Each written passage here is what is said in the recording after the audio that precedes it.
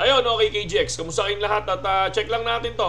So kung mapapansin natin mga Lodi, syempre no, 160 lang to kagabi, ngayon 215 na mga Lods, no. So check natin 'yan. Mag-trade tayo ngayon. Inaabangan ko lang to kung may hit tong 66,500 mga Lodi. Saktong-sakto yung rejection dito sa area na to at hinihintay ko ma-hit to.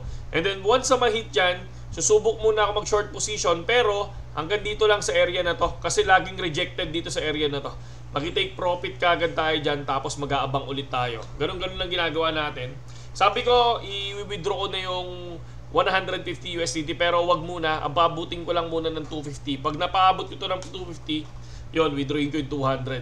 Medyo nakakatuwa lang ngayon mga Lodi, di ba? So weekend ito siya, ito yung kanyang galaw, itong area na to, pero natatakot ako dun sa weekend pump talaga Once sa may weekend pump, kinakabahan ako kasi kadalasan pagdating ng Monday, biglang nagda-drop, tapos biglang dun muna umaangat. Magda-drop muna, tapos biglang aangat. Ganun yung nangyayari kapag minsan nag-weekend pump mga Lodi. Di ba nakaraan nag-weekend pump tapos nag-drop hanggang Wednesday tapos biglang lumipad. Di ba? Yun yung mga nakikita ko. Pero tingnan natin, nasa guhit naman ng kapalaran yan mga Lodi, di ba? So check lang ang gagawin ko ulit. 66,500, papasok ako dito, short ng konti. TP ka agad. Kilala nyo ako, 23%, 20% nagti-TP na tayo. So, ganun tayo mag-trade mga idol, no? So, next natin is Ethereum, ay si Hamster Combat. Grabe to. Ang tingin ko dito mga Lodi, no? Marami nagsasabi, marami daw pinapahabol si Hamster Combat para makahabol daw sa airdrop. Ako naman, ang tingin ko dito sana, tama. Sana gumagawa sila ng mga bagong features kasi para sa long term.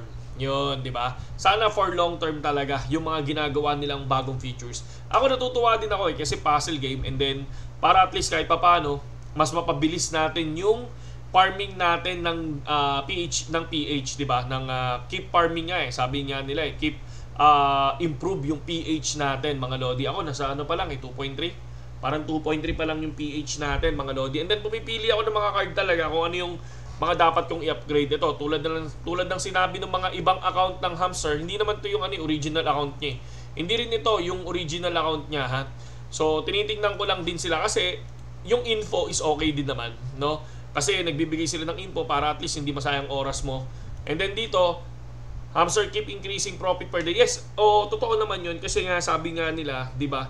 Kinukuha nila yung airdrop kapag pinapataas mo yung pH mo per hour, di ba? So, yun lang naman yun. Yun lang naman yun napansin natin dun sa sinasabi ni Hamster Combat. Pero tulad ng sinabi ko, walang aasa sa airdrop kasi una, potential lang naman talaga ang airdrop, di ba? Potential lang ang airdrop kahit sa inyo. Kapag kami nilabas sa mga ganitong game, potential lang na magkaroon ng airdrop. Hindi porket ginagawa mo, sabi nila, ang qualified daw sa airdrop is yung Grandmaster.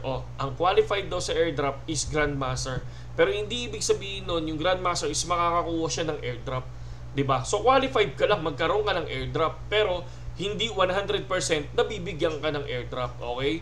Kaya tulad ng sinabi ko, yung mga bago pagdating dito sa crypto industry, wag nyong wag nyong i-overhype yung isang project na kung saan nakala mo 100% talaga, di ba? So, nangyari na yan, idol. Nangyari na yan sa Axie Infinity, yung Hamster Combat na yan.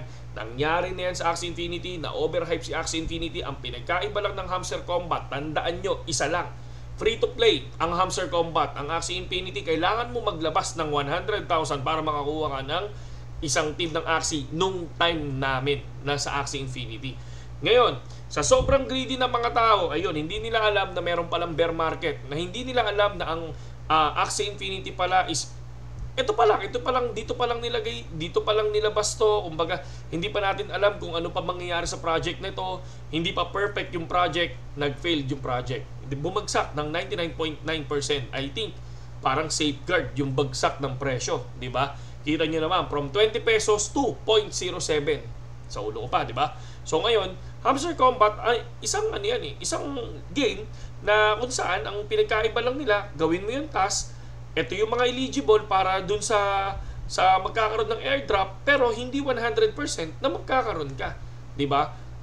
Honestly, pina-farm tayo ni Hamster. Kasi 'di ba, tingnan nyo, yung ano niya, YouTube channel niya, di ba? 32 million o 35 million subscribers ang YouTube niya at million views daily ang views ni Hamster Combat, di ba?